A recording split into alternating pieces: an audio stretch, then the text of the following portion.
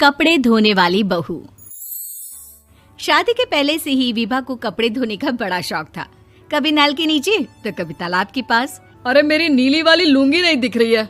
विभा की अम्मा, कहाँ रखी है लुंगी? अरे वो तो विभा ने परसों ही धोकर रखी थी आपकी अलमारी में, देखो वहीं होगी।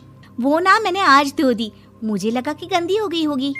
अरे कैसे गंदी हो गई थी? उसे तो मैंने पहना भी नहीं। हे भगवान, इस लड़की के कपड़े धोने की आदत से परेशान हो गया हूँ मैं। जितना तो घर में राशन नहीं आता, उससे कहीं ज्यादा डिटर्जेंट पाउडर का खर्चा है। इसकी शादी करवा दो, शादी जाए अपने घर में ही करे काम, फिर चाहे घर के कपड़े धोने हो या पूरे गांव के। हाँ ठीक बोल रही हो, देखता हूँ मैं कोई लड़का। वो दिन भी आ जाता है जब विभा को देखने लड़के वाले आ जाते हैं। लड़की मुझे अच्छी लगी। होने वाली सास कहती है, बेटी अगर कुछ पूछना है तो पूछ लो। वैसे तो हमारी लड़की बहुत ही शर्मीली है, जो बोल दो वो मान लेती है, इसे क्या पूछना होगा। अरे कैसी बात कर रही हो माँ, मुझे इन लोगों के घर रहना है, सवाल तो कई है। हाँ हाँ बेटा, पूछ लो ना, क्या पूछना है। आप लोगों के घर कपड़े कौन धोता है? सास का मुंह बन जाता है। देखो, अगर तुम ये कहना चाहती हो कि तुम्हें कपड़े धोने नहीं आते तो सुन लो, कपड़े मैं ही धोती हूँ, लेकिन तुम्हारे आ जाने के बाद मैं रुमाल तक नहीं धोऊंगी। अरे चुप रहना भाग्यवान, बहू बेचारी घर आई नहीं, उसे डराना शुरू कर दिया। वो क्या है ना बिटिया, अभी तक तो ये कल्लू की माँ ही धोती थी, लेकिन अब तुम्हारे पापा तो दहेज में वॉशिंग मशीन देंगे ही। तभी विभा की माँ बोल पड़ती है, सवाल भी पूछा तो क्या। वैसे भाई साहब, मशीन की तो फिर भी कपड़े धोने की कैपेसिटी होती है, मतलब जो बिटिया दे रहे हैं ना विभा, इसे कपड़े धोने का बहुत शौक है। ये आप लोगों के क्या, आस पड़ोस गांव मोहल्ले सबके कपड़े धो दे और उफ तक ना करे। बाहर देखा नहीं आपने कितने कपड़े सूख रहे हैं, सब हमारी बिटिया ने ही तो धोए हैं। बस भी करो ना माँ, शर्म आ रही इतनी तारीफ सुनकर। और तो और एक दाग निकाल कर दिखाओ तो मान जाओ। हाँ अच्छा अच्छा, माफ करना बेटा, मैंने गलत समझा। हमें तो रिश्ता बहुत पसंद है। और ऐसे जुड़ जाता है रिश्ता कपड़े धोने का शौक रखने वाली विभा का। उसकी शादी हो जाती है कोयला फैक्ट्री में काम करने वाले कल्लू के साथ। शादी के बाद अचानक विभा चिल्लाती हुई सास के पास आती है। सासू माँ, अरे सासू माँ कहाँ है आप? ये तो धोखा है, धोखा दिया आप लोगों ने मुझे। इसे ससुर के चक्कर के बारे में पता चल गया। अरे तो उसमें तुझे क्यों धोखा मिला है? अरे नल में पानी नहीं आता, कपड़े कैसे कब धुलेंगे? अच्छा अच्छा, तू पानी नहीं आ रहा उसकी बात कर रही है। तो आपने क्या सोचा? कुछ नहीं। अच्छा, तेरी माँ ने कहा था कि कपड़े धोने का शौक है तुझे, याद आया मुझे। शौक शौक बोलकर कपड़े धोने वाले मेरे जुनून को कम ना आके सासू माँ, कपड़ा धोना मेरा गुरूर है। तभी पति भी वहाँ आ जाता है। अभी अभी मैंने इसे सनी देओल की फिल्म दिखाई है, उसी के डायलॉग मार रही है माँ। अच्छा सुन, साफ साफ बता रही हूँ, पानी सुबह 4 से 6 और शाम को 10 से 12 आता है, समझी? विभा टाइमिंग सुनकर हैरान हो जाती है। ये क्या भूतों का मोहल्ला है?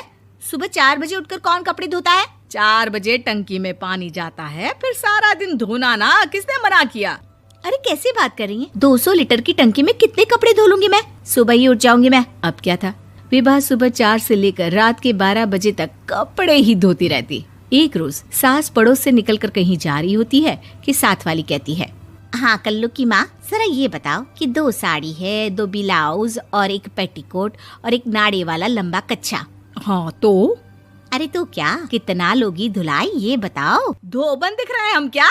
हमारे पति सरकारी नौकरी से अभी अभी रिटायर हुए हैं और बेटा सुपरवाइजर है कोयला फैक्ट्री में।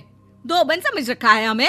हाय रे कल्लू की अम्मा, माफ कर दो, वो तो मोहल्ले में यही सब बता रहे थे कि तुमने बहू को कपड़ा धुलवाने के काम में लगा दिया है। सास को पड़ोसन की बात सुनकर गुस्सा आ जाता है। वो घर पहुंचती है जहां घर के बाहर ही इतने सारे कपड़े सूख रहे होते हैं जितने कि किसी धोबन के घर पर। अरे ओ कल्लू की दुल्हन, बाहर निकल। माँ जी यहीं आ जाओ, बाथरूम में चादर धो रहे हैं हम। अरे अभी हम धोते हैं, तुमको बाहर निकलो। ये आस पड़ोस वाले बोल रहे हैं कि हम बहू से कपड़े धुलवा धुलवा कर उसे कपड़ा धोने वाली बना दिए हैं। अरे छोड़ो ना माँ जी, किन लोगों की बातों में आती हो? आस पास के लोगों का तो काम ही होता है कि वो किसी तरह सास बहू को लड़ा दे। बहू सारे घर के कपड़े धोती है, ये क्या कम है? बोलिए। सास को भी लग जाता है कि वो बहू का ये सनकीपन नहीं छुड़वा सकती, इससे अच्छा है कि खुद ही चुप हो जाए।